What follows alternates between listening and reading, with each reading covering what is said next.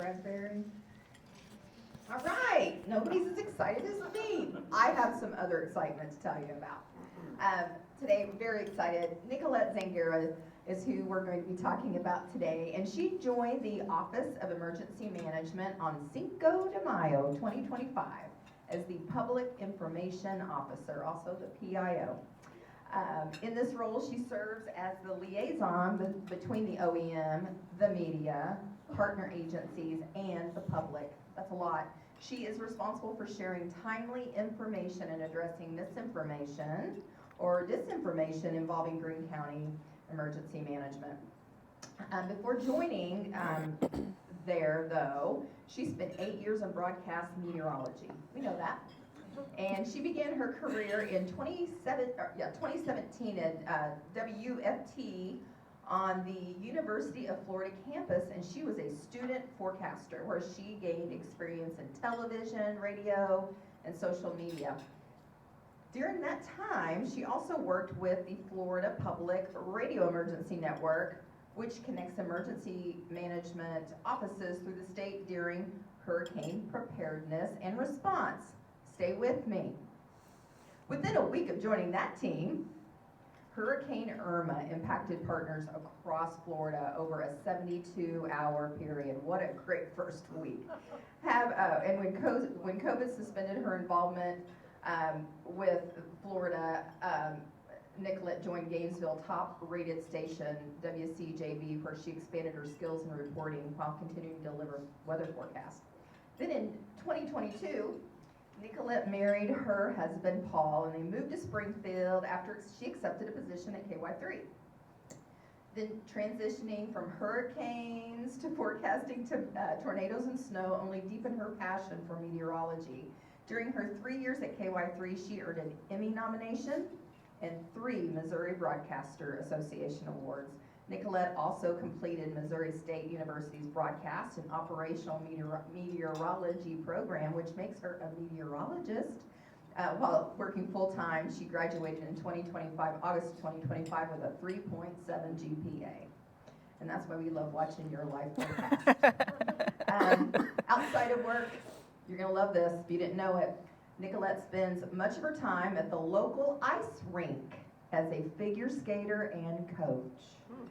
A self-described weather nerd, she still keeps an eye on the forecast. She and her husband enjoy hiking, camping, and gardening in Missouri with their 2 black dogs, Finch and Onyx, and their rescued dog, Kane. Nicolette, you are so interesting. Oh, gosh. Come here and tell us all about it. And by the way, she did tell me the pollen count's high. For all you sneezers. Thank you so much, Kim. That's very kind of you. I'm so happy to be here today. Thank you guys so much for having me. I think this is a wonderful organization, and I have a lot of interest in joining as well because we are just 2 streets down, just off of Boonville, kind of by the courthouse, and the ice rink is in the center of Springfield as well. So I have a lot of stake here in North Springfield, so it's a true honor to be here with you all today. As Kim said, I've had a lifelong passion for weather, and that's kind of melded into this career with OEM because a lot of the emergencies that we face is going to be weather related, right? But this has actually expanded my knowledge even more so because we also talk about terrorist threats, maybe man-made events that weren't meant to cause harm, but they end up doing so, like a train derailment. So these are all things that we train and educate the community on and make sure that all of that information is getting out in a timely manner. So let me switch this over to my presentation. Also, if anyone's looking for ice skating lessons, let me know. We just had the Olympics, so a lot of people are really interested in joining the team. So it's really exciting. How do I present? Help. I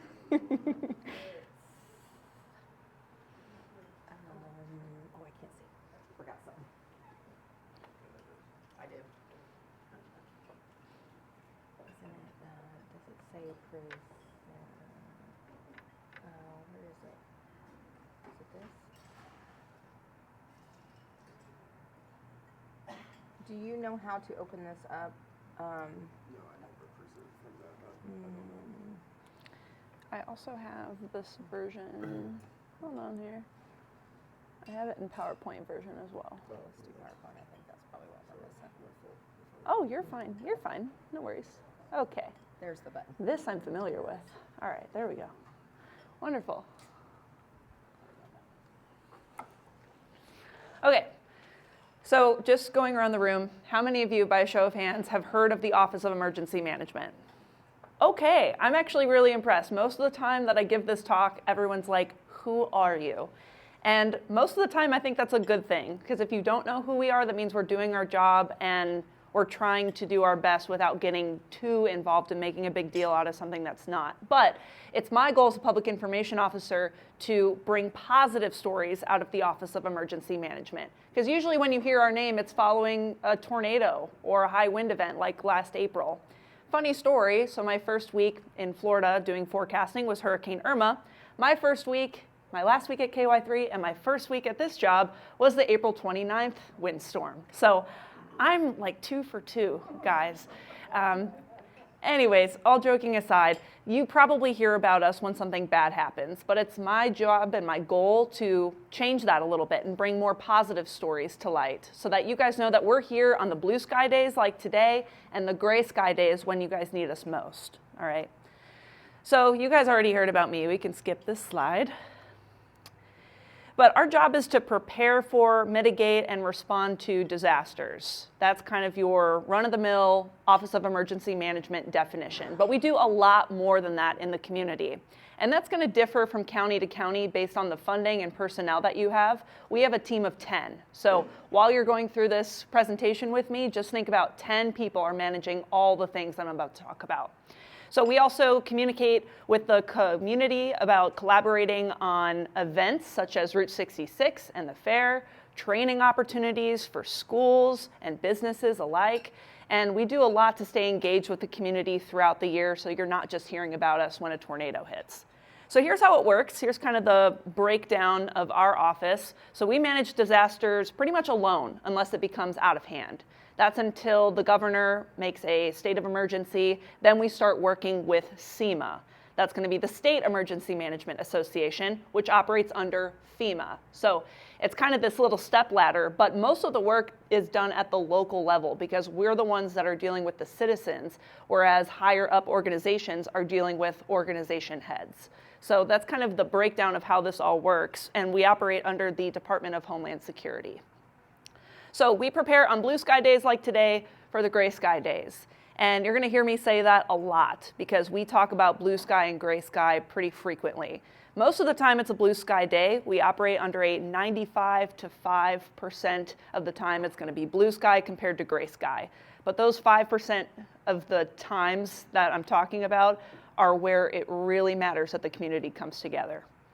So here's kind of the cycle that we operate around when it is a gray sky day, or when we're preparing for gray sky days, because we know it's Missouri. The weather is going to give us a 1-2 punch at some point, and we saw that on Friday. So we operate the sirens here in the Greene County area, except the City of Republic. They do their own sirens.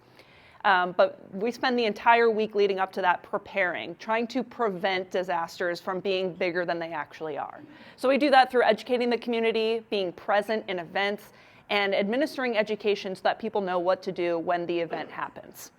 We try to mitigate ahead of time, kind of like floodplain maps. We work with hydrologists to work around how we can implement better drainage or take care of an area that's commonly hit by hailstorms or windstorms. How can we make that a little less destructive for the community?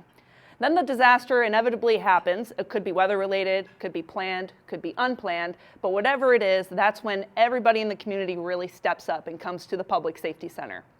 If you haven't been in the Public Safety Center yet, let me know. I would love to schedule a tour, especially with this group, because it's a phenomenal building. And it's designed to bring in all sorts of community members so that when a disaster strikes, everybody's represented. So everybody has a seat in that building, whether you're EMS, fire, police, the library, city utilities, the airport, everybody's got a seat. And so all these liaisons come together to talk about how the event impacted them and what they can offer to the community to help recover as soon as possible. So then we start that response phase right after the disaster. And this is where we start to utilize our Skylab. That's our mobile communications unit. We have this kind of a boxy vehicle, and in there is a communications unit designed to be 911 for 911. And if that's confusing, I'll explain it. So we coordinate with all of our partner agencies to make sure that the right resources are going to the right people at the right time, right? So 911 works very closely with us. They're upstairs in our building. That's also included in the tour. If you haven't seen the 911 floor in Greene County, it's phenomenal what they do. But we take some of the load off of them by coordinating behind the scenes so that they can focus doing their jobs and getting citizens the help that they need. Whereas we're in the background organizing who's going to go where and where we need it. So Skylab was actually used in the Joplin tornado because the communication lines went down. There was no way to get emergency information across. So Skylab was one of the only mobile communications units to show up immediately and provide that crucial information as we were learning about the destruction and as it unfolded. So this is when we use the Emergency Operations Center at the Public Safety Center, and then we start that recovery process. So we start damage reports pretty much as soon as the storm has passed through. In April, we made a book. I'm not even kidding you. It is this thick. And every page is a different property that was damaged by wind. We do that for all of our events. And we send that up to SEMA and FEMA so that we can hopefully get more assistance for our citizens. Now, as you guys probably know, the funding for FEMA and SEMA has been a lot lower compared to previous decades, but we still have a wonderful county that really believes in our organization, and we fund most of our involvements with county money. So we're really, really grateful that the commissioners believe in this mission because that's not the case for most counties. Sometimes people operate their buildings out of a church basement, but we have the Public Safety Center. We have a lot of community stakeholders that are invested in us, so we're super grateful for that.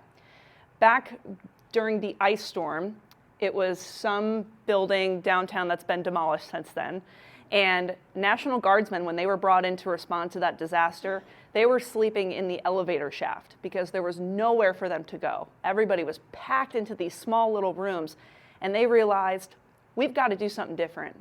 This can't happen again because these events, they happen in Southwest Missouri, and we need a place that's going to house the people and the community members that need to be here. So that's what inspired the Public Safety Center, and that's why it's here today. So that was built in 2012, opened its doors, and it's been the backup for the State Emergency Management Agency since it was built. So if anything happens in Jefferson City, all those state officials are coming down here to Greene County. All right, so blue sky operations, so this is 95% of the time, we're trying to stay engaged in the community and hopefully trying to prevent some of those disasters from occurring. So we do that through training. We operate our Community Emergency Response Team, or CERT. If you're interested in joining, anyone is welcome to join in on the training. You can become a volunteer where we actually deploy people during disasters to help those in need. It's kind of that halfway point before first responders get there. We send out the CERT team so that they can start administering first aid and getting people to kind of a level state before additional help arrives. So we also do a lot of engagement activities, such as showing up at events like local block parties by bringing our Skylab unit out to show people what we do. And we also do a podcast. It's the Springfield Greene County Office of Emergency Management Hometown Ready podcast. It's great. We always talk about different topics relating to emergency management and how we can best mitigate those emergencies. We also do a lot of planning. This is where we talk about the Ozark Empire Fair, Route 66, the Bass Pro Shops Conservation Marathon. At all of those events, Skylab is there somewhere, monitoring and administering the teams that we have on site. So when you're at the fair, and inevitably you see some teenager trying to jump the fence, we are in that little box truck, and we are pointing a camera right at where they're jumping over the fence, and we're calling up security, telling them where they are. So that means that Springfield Police can focus on what Springfield Police has to do, and we can use all of the resources that are on site instead, right? We don't need to bring people in unless it's a massive emergency. Same thing with lost children. We are the people at those events that coordinate what gates do we have to shut down, where was the kid last seen, who's the point of contact if we find the child. And typically, in my experience, we get that child reunified with their parent within 2 minutes. It's quick. So we are working with event organizers, their security, medical teams right there on site. So you don't see us, but we play a huge role in all of those events. And then in terms of the community, we do a lot of trainings. We bring in schools to talk about active shooter trainings. We talk about emergency response plans. If a tornado does move through a building, what's going to be your best shelter option? So we do a lot throughout the year to keep people updated on new information that comes out about these emergencies. But this is a team sport. It's not just us here at OEM. We're a team of 10. There's no way we could manage all of these things alone, right? And that's where our partnerships come in, where we partner with police, EMS, and fire.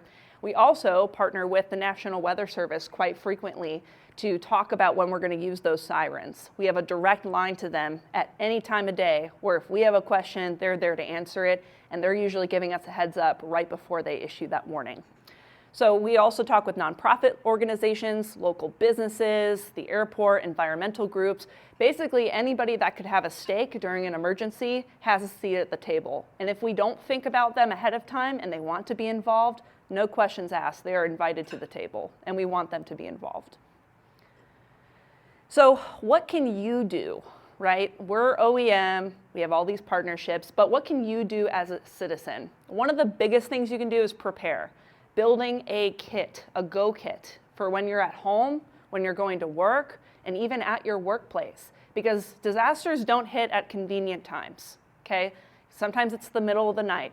Sometimes you're sitting at work, 9 o'clock, maybe April 29th, right? And you don't know, and you don't think about, where am I gonna go if a tornado were to wipe through right now?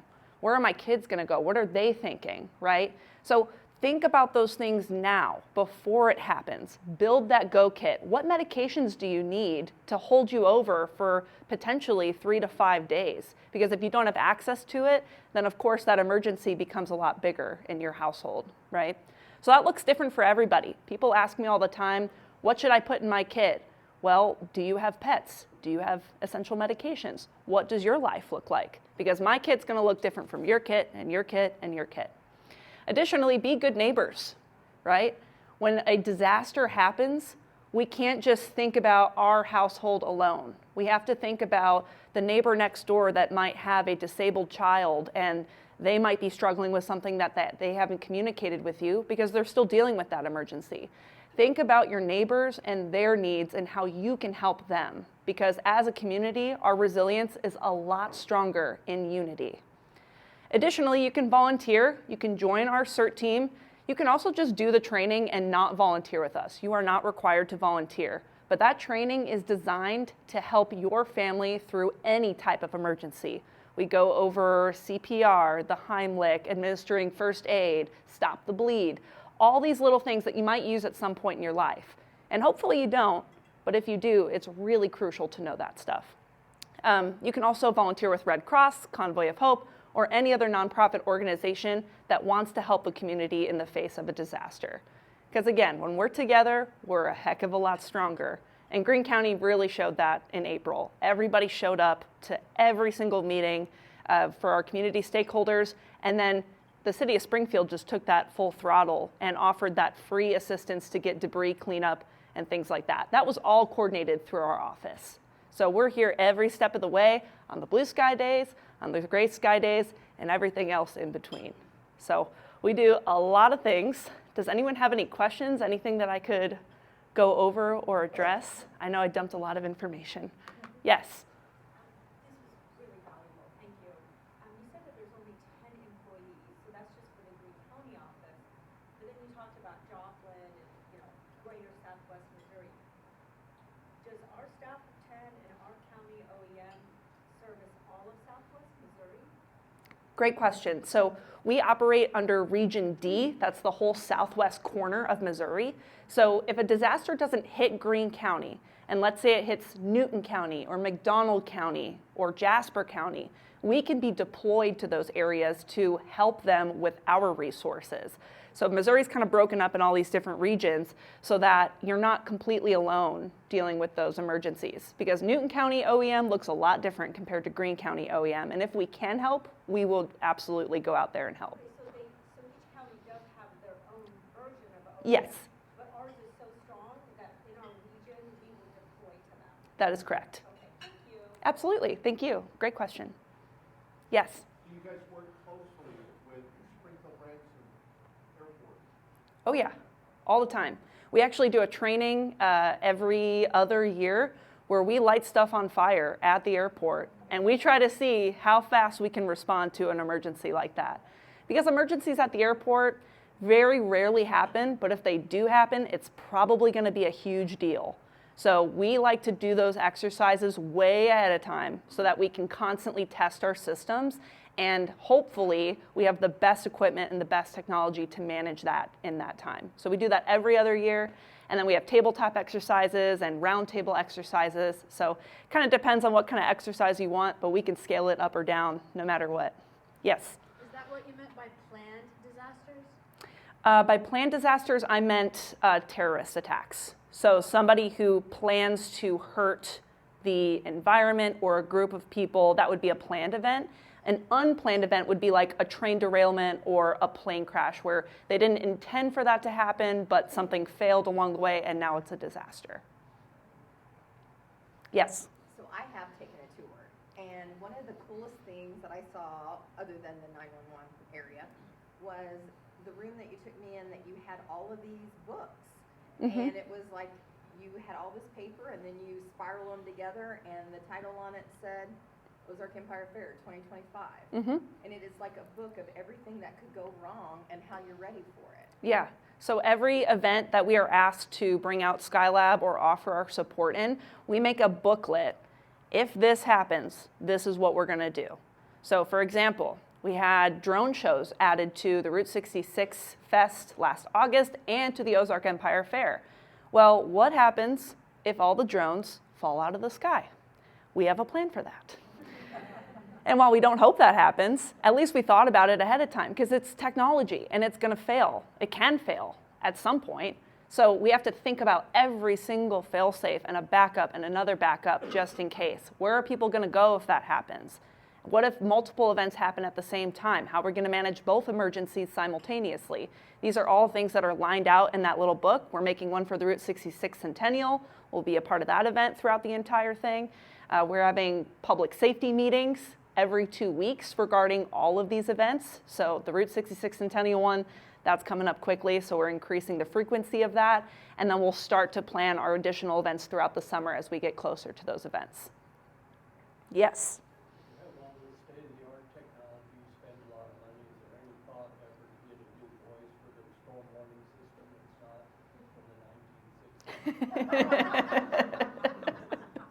That's a great question. Do it. So I'd love to. Produce Ponce de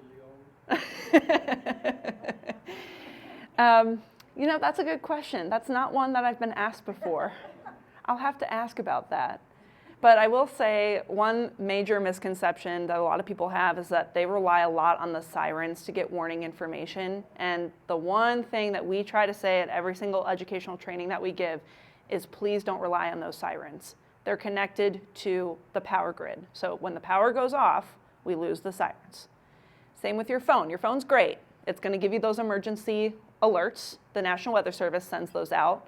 But if the cell tower goes down, you're not going to get those alerts.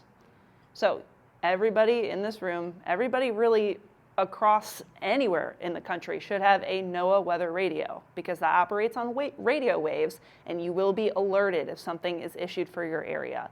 It is so crucial that people have multiple ways to receive emergency information because those sirens are also not designed to wake you up. They are designed to alert people who are outdoors in the path of that storm, not you sleeping in your house at 3 o'clock in the morning. Another thing I say this time of year, don't sleep naked. Because tornadoes like to show up at inconvenient times, this time of year especially. So it's best that you are dressed and ready to go if you need to act quickly. Those are my 2 things. Yes? Okay, so you brought up the sirens. I've been dying to know this since I was a kid. Yeah. Like, who gets to push the button? And I know it's not a button. It's something No, it's a button. It is a button. It is. Oh my gosh. I got it. So I don't know why that has been fascinating to me. Like, this person, like, haha, you know, I know they have to be authorized, but like, they're just pushing the button. So on test day, admittedly on test day, that's usually me because I'm a weather nerd and I'm like, I want to press the button. I want to do it. I'm not the only one. No, that was me. As soon as I started there, I was like, okay, so when can I push the button? I really want to push the button. So on test day, I usually volunteer because I'm super excited about it. But when we're actually in an event, we're watching the potential for tornadoes. We have watch officers, so that's 2 people, 24/7. It's a rotating shift kind of thing. And if there is a storm approaching, let's say, Newton or McDonald County, and it looks like it could move into Greene County, those watch officers are called in. They are already in the office before those storms even cross over Greene County. And that's where our partnership with the National Weather Service is so valuable, because they'll tell us if something's popping up right on top of us. They will give us as much notice as possible so that we can bring people in, and they are there to turn on those sirens. So even if there's a slight chance for tornadoes, somebody is in that office watching out for it.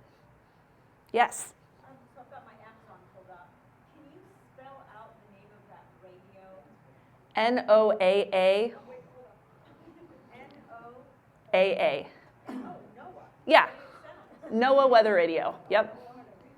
Yep. And make sure that there's a mute button on there. So I told my husband to buy a weather radio, and I should have signed off on it before he bought it on Amazon, because there is no mute button. So if you turn it on, you just hear the weather report over and over and over and over.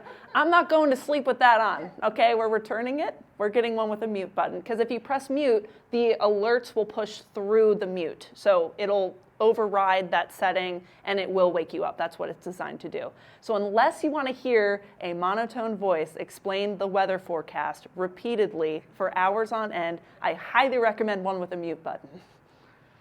Any other questions? Yes? I think a lot of us have it, maybe it's in our Midwestern blood, that the tornado's around, maybe we should go take a peek.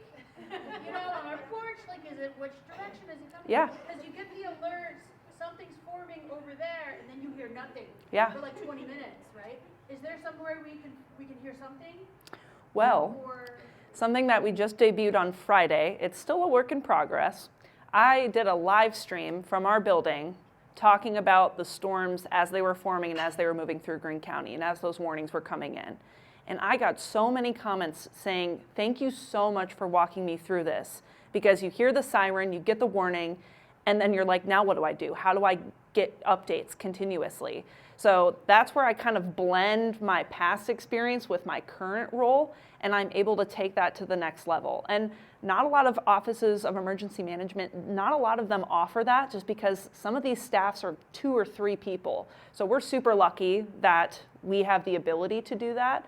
I can't promise I'll go live every single time, because I'm a human being, and sometimes I take vacation, and sometimes I'm sick. But I have a goal to go live as much as I possibly can, especially when we have a tornado warning in Greene County, because we need to get that information out, and that is so crucial in those moments. So I would say follow our social media. We're always posting the warnings, watches, and advisories that are issued. That's regardless of if I'm sick or out of the state or whatever. But we do want to do more live streams to hopefully keep people more engaged with the weather as it's happening. I saw another question here. Yes. So maybe I just noticed this because I was so traumatized by the April windstorm. Yeah. I feel like the sirens go off a lot more, like maybe more frequently, or when there's like a pretty severe storm. Did any of like the requirements change for issuing the sirens, or like putting those off for warnings? Yeah, that's a great question. So anytime there's a tornado warning, automatically sirens are going to go on, no matter what. If we are covering an event such as the Ozark Empire Fair, and there's a severe thunderstorm warning with winds above 80 miles an hour, we can turn on the sirens near that area because we are actively participating in that event. So that communicates to event goers who are outdoors, I've got to get out of the way of this storm, right? Additionally, hail 2 inches in diameter or larger, which can cause concussions and severely damage a human body or animals. We can also turn on the sirens for that, but we typically need to be at an outdoor event to warrant that. So that's where our involvement with the community plays a huge role. Is the more events that we're a part of, the more we can utilize those sirens when we're trying to communicate a threat that's moving into an area where people are outdoors trying to have a good time, trying not to think about the weather most likely. But a tornado warning, no matter what, that's going to get turned on. And then the criteria for wind and hail is a little bit more specific, but it has stayed pretty consistent over the last 10 to 15 years. Now the alerts on your phone, that's going to kind of follow a similar suit, but you'll probably get more alerts on your phone. That's through the National Weather Service, because if they add these little tags to the warnings sometimes. It's really important to read the warning when you get it. Just read the whole thing. It doesn't take very long. Sometimes they'll add like destructive or considerable tag to it, and that's what goes to alert your phone. So it's not going to alert you for every severe thunderstorm warning, but if it's a severe thunderstorm warning that's destructive, that's going to alert your phone because winds were confirmed above 80 miles an hour or there's 2-inch hail coming in. So it's really important to read those warnings and see, why is this one alerting me but the last one didn't? Kind of look into it a little bit. Great question. Yes? Could you please break down the difference between a watch and a warning? Absolutely. When you should probably just shelter? Yeah. So a watch, I love to explain this. Thank you for asking this question. I really look forward to teaching this because it's really fun. So let's pretend that it's Tuesday. And I say, all right, everybody in this room, we're having tacos tonight. That is an advisory. That's when your ears are perked up. Okay, we're going to have tacos. Okay, that's an advisory. Then I get all my ingredients. I've got my cheese, got my tortillas, I got my ground beef, my chicken, my salsa, everything. That's a watch. That means all the ingredients are coming together. Do we have tacos yet? No, but we have the ingredients that are there to make tacos. And then when I have a taco in my hand, that's a taco warning, okay? So put this in the scope of weather, right? Tornado watch issued. What does that mean? That means we've got wind shear, we've got instability, we've got moisture to work with, the ingredients are starting to come together, but we don't have a tornado, or we don't have the potential for a tornado at this very moment. Tornado warnings issued could be radar indicated, which means they see the rotation on radar, but no one's been able to confirm that it's on the ground. Or it's a confirmed tornado. Both of those are going to trigger a tornado warning, which means there's the potential that a funnel cloud is heading towards the ground and it's going to cause damage. And the warning should make you react. It should make you think, I've got to get to my shelter, I've got to move away from windows, I've got to grab my go kit, and you're set until that warning expires. So that's a great question, and I love that analogy because it's really easy to remember, right? Yes? How can people join CERT or sign up for the training? Great question. All of that information is on our website. We actually have upcoming trainings that we'll be posting on social media and a press release about here pretty soon in the next couple of days. We're hoping to get as many people as we can trained up, and if you want to volunteer, even better. But if not, that information goes a really long way. Yes? Yeah, it's not a question, but a statement of support. I've been a part of CERT since the tornado in Joplin, and I can tell you that the training that is available is you can't put a price to it. It not only helps you work in the community if you choose, but it helps you know your own family's safety, and you know you've got that covered, and then you can look next door. You mentioned about your neighbor, and you can work just on your block helping those people get help before help comes. It's immeasurable. So I would say everybody needs to have it, and we have gone into businesses and taught them some CERT behaviors so that the businesses can work on their own individually until help comes as well. So What's your name? Rita, so Rita, thank you so much. I really appreciate that testament. She's absolutely right. It's a huge community-wide effort to keep people safer because when you think about first responders, you think about fire, EMS, and police. But actually, the first responders at an event are the people who experienced the event because there's going to be some time before help arrives. So what you do in those minutes can save so many lives. Just in those minutes, so much can happen, right? So it's super important to know what to do in those situations, and CERT is exactly designed for that. Yes? So obviously a lot of topics that you manage and cover are heavy, but what is your favorite part of the whole experience? I mean, I love the sirens. I've actually started doing some kind of funny things on social media with the siren test day because it's like the one time every month where we are in the community no matter what. Like, you hear the sirens, that's us. So I started calling it Siren Fest, because if it's a successful siren test, then it's a good time. Like, I got my director to dance on camera. So I'm trying to make it a little bit lighter and let people know that it's not just the disasters that we're here for. We're here to test things. We're here to do the exercises and the trainings. So I think my favorite part is just hearing the success stories of that, hearing people that want to buy weather radios, that are going through their Go Kit, trying to think ahead of time. I love changing the way people think about disasters, because everyone thinks it's not going to happen to me. Oh, it happened to them. Oh, it missed us. Oh, the storm split over Greene County again. Got to get away from that mindset, because we saw it in April. We saw it again in June. The storms can come right through Greene County and cause a wide scale of damage. So we got to get away from thinking the plateau effect is going to save us, or the big bubble over Springfield is going to save us. It's going to happen one day. It is. We know this. Climatologically, we have records. We show that there are tornadoes just about everywhere across this area from history. So it's bound to happen again. And when it does, my goal is that everybody is ready, and that we have a plan, and that we implement it in the right way. Any other questions? Yes. I have a question about a tornado in general.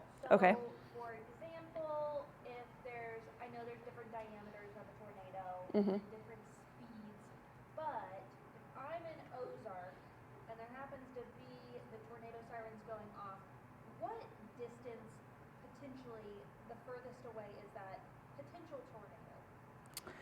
So that is going to be determined on the polygon that's drawn by the National Weather Service for the tornado warning. So they can draw that polygon as far as they think that storm is going to hold together. That polygon could be really small, that polygon could be really big, but most siren technologies pull up that polygon on GIS type software so that it shows exactly what sirens this is going to impact. So it really just depends on what the storm is showing in terms of movement, and if they think it's going to stick together for a long time.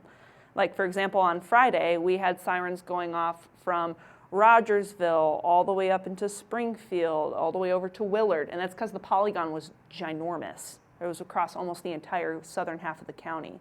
But sometimes that polygon's really short because they think, oh, this is going to be interrupted by a different wind that's coming in a couple miles. So it really just depends on the warning. Yes. Oh, I had one more back here, and then you, Kim. Yeah, just another quick comment. We met recently with Ronnie, and she is now coming in monthly to be able to meet with our kids to go over your Pedro the Penguin curriculum. Yes, yes. For emergency preparedness for our kiddos. So I think our parents in general at Rise are really, really grateful that you guys are taking the time out to meet with our kiddos in non-emergency situations to have those discussions. Yeah, and that brings up a really great point. If there are any youth groups that would benefit from learning about preparedness, about all different types of hazards, we have training that is specifically designed for children to be not intimidating, not scary, comes with a penguin named Pedro. He's great. He walks you through what to do in a tornado or a severe thunderstorm or a winter storm, and it makes it easy for kids to understand because they hear the sirens and they see what's on TV, and it's really overwhelming. I remember feeling that way as a kid. I got into weather because I was terrified of storms, and then I learned about them and I found them fascinating. So we're trying to combat storm anxiety with education and awareness at a young age so that as they get older, it doesn't scare them, but they're prepared instead. And we actually have story times as well with the Discovery Center once a month where we try to bring Pedro's little booklets and things like that so that they have something to take home and learn about as well. I was going to ask about the kids. Oh, okay. How soon are we starting? Oh, She's right on the same. as young as they can understand what a thunderstorm is, because we don't want their first experience with a thunderstorm to be the sirens are going off, everyone's freaking out, we're running to the basement. We want to get ahead of that. Are the schools still duck and covering or whatever that when it's time? Yes. Is that what we're doing in the holidays Yes. still? Yes. Yes. Too bad we don't have this training for dogs. I know, right? My goodness. If I could tell my dog, like, it's just a thunderstorm, it's going to be okay, buddy. Yeah, unfortunately, dogs don't take well to Pedro. But if there's a way that we could communicate to dogs about preparedness, we absolutely would. Yes. I would say that the best way to handle that is your demeanor is the biggest key. If you are calm, you're going to calm the animal down.